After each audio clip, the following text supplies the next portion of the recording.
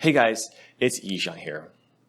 Today I am bringing you guys my top 64 remote duel extravaganza Gren Maju deck profile. Now, it was a really fun event. I didn't play very well at some times, but that's alright. I have a lot to improve on as a player. Before I get into deck profile though, I wanted to show you guys this awesome mat that I have. It's on sale right now for only $23 until the end of this year. So get yours now before they go up in price. All right, and without further ado, let's get right into the deck profile. I'll explain my choices, and we'll have a good time. Also, don't forget to subscribe if you're not subscribed already. Let's get started then, shall we? We've got first, 3, Gren Maju to Isa. Now, heart and soul of the deck. He was actually pretty good yesterday. You know, he does sometimes, he comes into your hand when you have nothing that you can banish. But he did very well. My luck with Gren Maju was pretty good yesterday. Not the best, but pretty fine. And, you know, my favorite card, he OTK'd quite a few people. He got his moments of glory. So 3 Gren Maju, of course, the Gren Maju deck. Then All-Star, triple Gizmek. I ran a 40-card deck. There was a few times yesterday where I sort of wish I ran an extra card. If I played better, I probably wouldn't have needed to run extra cards. But maybe running a 41st card isn't such a bad idea. And I actually have a couple ideas of what I might want to put in for my 41st card. But 3 Gizmek was fine. So yeah. Also, this is sort of a theoretical build. I didn't test much. I tested in 1 Winamap beforehand. So you'll see some of the theory I put into this deck. This is not as much theory. I had 3 Danger Bigfoot, 3 Danger Thunderbird. To be honest, my danger luck was pretty horrible yesterday.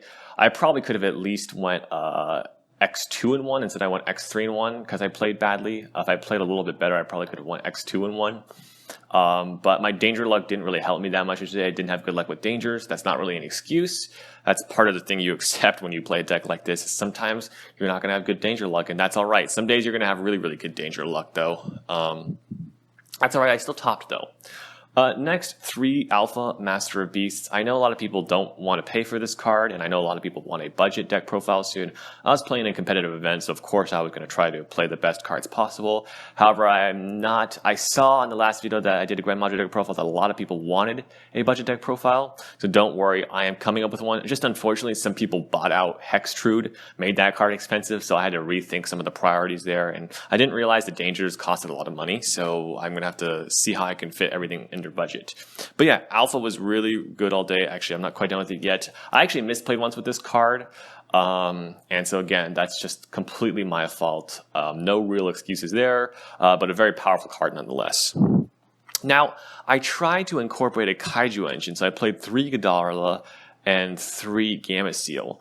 And this is pretty standard in a lot of these Kaiju Luna builds, but I actually went and opted for the Golden Castle engine as well. So this is a lot of Kaijus, a lot of Golden Castle, and the idea was to get some extra level 8s and still synergize with the Alpha very well. In practice, this is my theory. So this is like, I'm trying like a little hybrid between the Kaiju and the Golden Castle version, because I really like how the Golden Castle version has a much more consistent rank 8 engine due to the castles. But I also really like the power of the Kaiju versions. I expected a lot of Rogue here in the tournament, and so I was thinking that Kaijus would be really good, and I wasn't wrong about that. The Kaijus were pretty good, and sometimes I was really lucky with them, sometimes I wasn't. So yeah, but that was the theory behind this deck. So I'm trying a little Kaiju Golden Castle hybrid. It worked pretty well. Last monster is 1 Dino Wrestler Pangratops. Really, really solid card all day. So I would always play it again. Now you'll notice there is not an Eater of Millions in sight, and I didn't really miss Eater, but I also sort of miss it at the same time. There's a lot of moments where, like in the grind game, Eater is just one of the best cards you can draw, and it works really well with Gren Maju. If I was going to add a 41st card, because I think maybe 3 Eater might be a little bit too much this format, because it's not super strong this format, but I would definitely add a 41st card Eater. I think that would be pretty cool. Something that you might want to try out as well. But that's it for the monsters here. So I've got a lot of monsters. I took out Super Polys and Eaters and Hand Traps for a Kaiju engine. So for part of this Kaiju engine, I played 3 Interrupted Kaiju Slumber. And the reason I did this was because this is like a makeup for Super Poly. It gets another level 8 on the field. Very, very, very good against rogue decks. And in the rogue matchups that I played against, this card was absolutely insane. In my Winamat tournament, it's funny. And when I played one Winamat, which I won a Toon Extravaganza mat. In the Winamat, my luck with Kaiju Slumber was insane. Like, even late game, I would have 2 Kaijus in my deck, and this card was just a total powerhouse against rogue decks. I was not expecting a lot of Drytron because I figured people would not have the card. So I just do want to make that disclaimer. I was not expecting to play against a lot of Drytron because I had not seen a lot of it in the Winamat tournaments, and a lot of people that I talked to had not seen a lot of it. So I just went in trying to ignore Drytron because that's a really, really tough matchup, especially if they're going the Vanity's Ruler option. So anyway, this, sometimes it can suck because one time I banished triple Gamma Seal and I opened like this, and sometimes one time I opened triple Slumber, which was insane, but not in a good way, but it made it work, and it was pretty good all day. So this build is sort of interesting. I definitely recommend you guys try out this hybrid build if you have the opportunity to. 3 Desires, really good. And then with all these these level 8s that I put in the deck, I was able to run 3 trade-in as well, which was really nice. I really missed this card. I will say though that part of the reason why Gizmek felt like 40 cards might have been slightly under was because of this card. So I might recommend putting 41st or maybe even a 42nd card. It's really hard to say, but I definitely missed Eater a little bit. I tried cutting it because I had seen some people do it, so I just tested without it. Well, testing in a tournament, I know it's a little crazy, but I just wanted to try it out, and so yeah, it was fine though. But I really, really enjoyed trade-in. I really missed trade-in. This card is so powerful in this deck, and it was really consistent. Never brished for me all day due to the insane amount of level 8s that I have. And then of course I have 3 Golden Castle. It was pretty good all day, except one time I drew 3 of it, which is like crazy. Crazy bad, even though I only run 5, but that happens sometimes. What can you do? And then really, really powerful cards: 1 Harpy's Feather Duster, 1 Monster Reborn. Now you'll notice I did not run Dimension Shifter in the main deck. Why is that? Well, first of all, I knew there was going to be a lot of Rogue, and there was a lot of Rogue. If you ask anybody that played in the event, they played against a ton of Rogue, and I did not want D-Shifter to be dead. And honestly, I don't think D-Shifter was even that great of a card anyway in this current format. A lot of people think it's a free win, and I'll go into a little bit more detail why I don't think it's a free win, even if you draw it in the optimal scenario. But the great thing about not playing D-Shifter is Monster Reborn is super, super, super powerful. So yeah, just don't forget, you could set out your Monster Reborns if you're setting in D-Shifters. Just remember that. But yeah, nothing else to say. Harpies was also just fantastic. Cards broken. So yeah. Let's go side deck then. Let's start off with the first card in the side deck. Triple Dimension Shifter. Now, this card kind of sucked for me all day. Even against Virtual World, I played against 3 Virtual World. Even though sometimes I didn't draw this card against Virtual World, there were times where I had a close game against Virtual World, but I didn't open this card, and I drew 2 of them later. And I'm like, well, I basically lost this game. This card just is not that great because the only deck you really, really needed against... Okay, again, I was not considering Drytron because I didn't think people had it, so take that with a grain of salt. But even against Virtual World, for example, if I opened this card, if they opened the Qualoon or whatever, the one that can activate the trap from the deck, I had to, not only did I have to open this card, I had to open an OTK through a pop, which is really, really hard to do. And if they make you go first and you don't draw this card, then you're really in trouble. You would really rather draw one of your traps. So in all, I really did not think this card was very good. I much rather would have played Lancia. I think it would have been much more effective. But yeah, so that's just my opinions on the card for this event. Take what you will. I know a lot of people were sold on this card because sometimes you can just get a free win with this card, but honestly, I really didn't like it that much. And I know that's a little bit controversial to say, but I just thought I was going to say it and see if anyone felt the same way.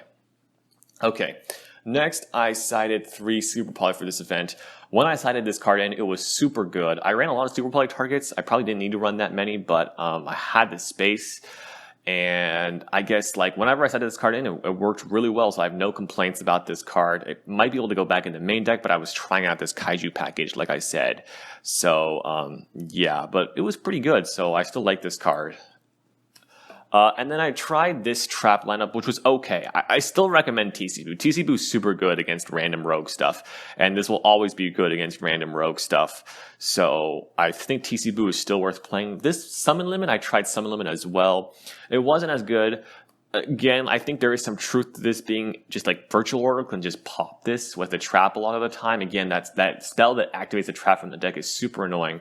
It may be worth to play something else. I tried Torrential Tribute a little bit and I didn't like it before, but there maybe Dimensional Barrier would be better. I don't really know. It's really hard to say, but maybe Summon Limit's not the greatest, although it could have just been unlucky. Like there were some times where I really wanted Summon Limit.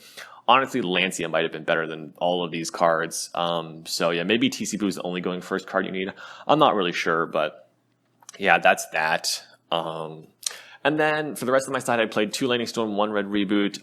Red Reboot, I definitely wasn't playing it before, but it's super good against those Eldritch variants. It just wins on the spot. And when you draw this, you're like, oh, I can OTK. And a lot of just random decks are running random back row right now, so I just put this in as like a hedge.